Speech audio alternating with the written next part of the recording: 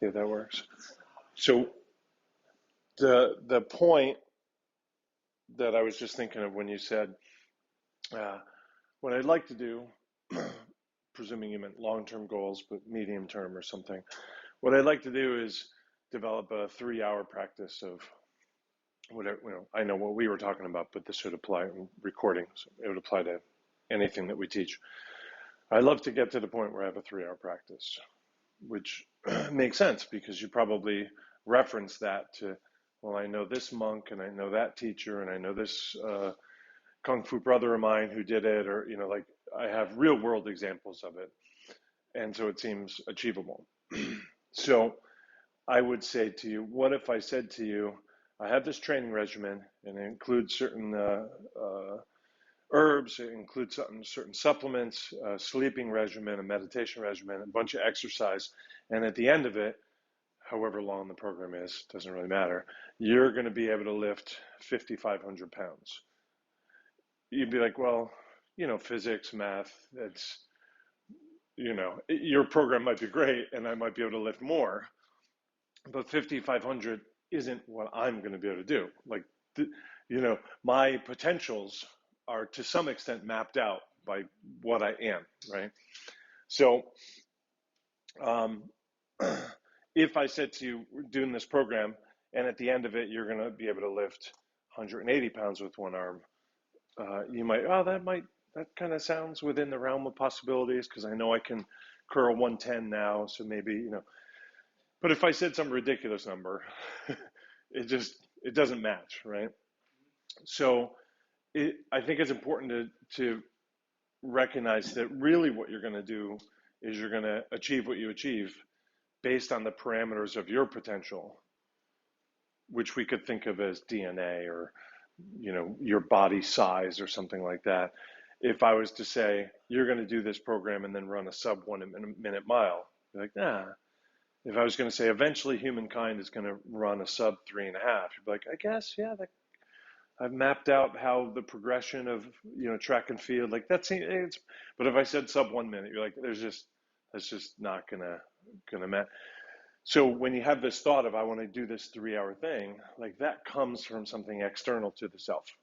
And it might be a real world thing, and it might be a ridiculous 5,500 pounds with one arm kind of a thing, no lever,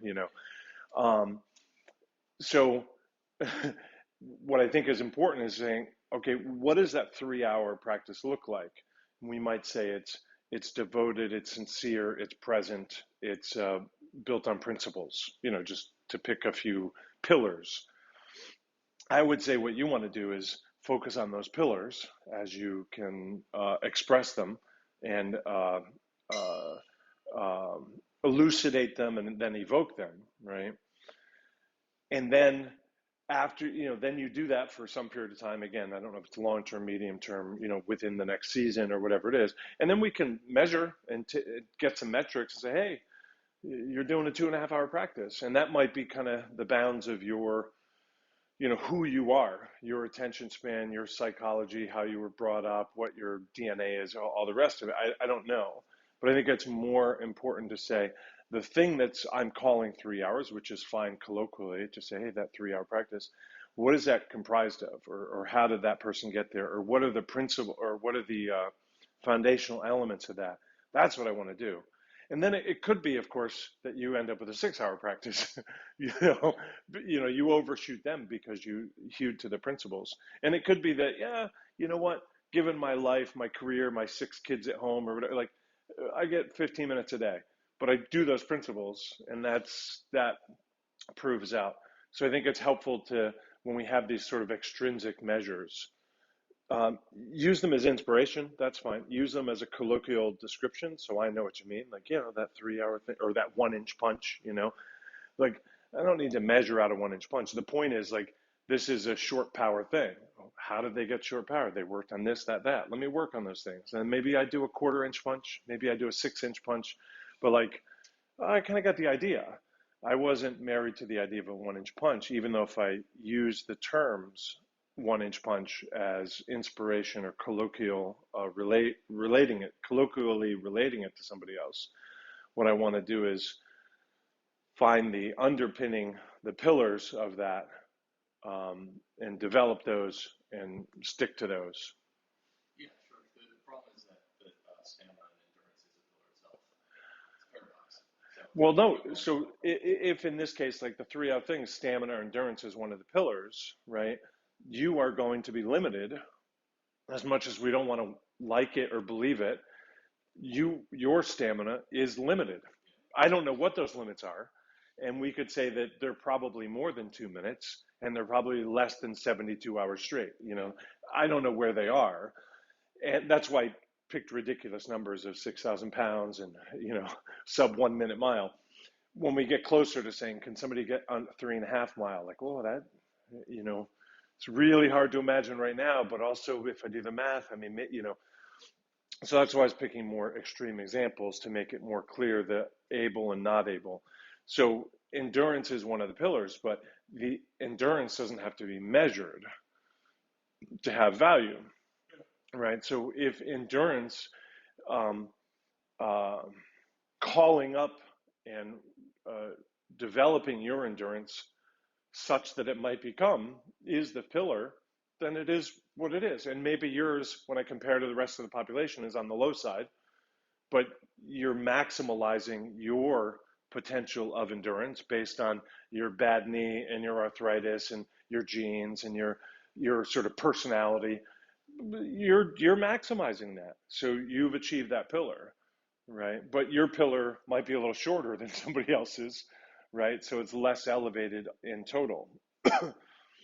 And that's why I say, like, when we're looking at endurance, I don't want to say, well, endurance equals anybody that can do it for over 10 minutes or 2 days in a row or 20 minutes in a row or whatever it is.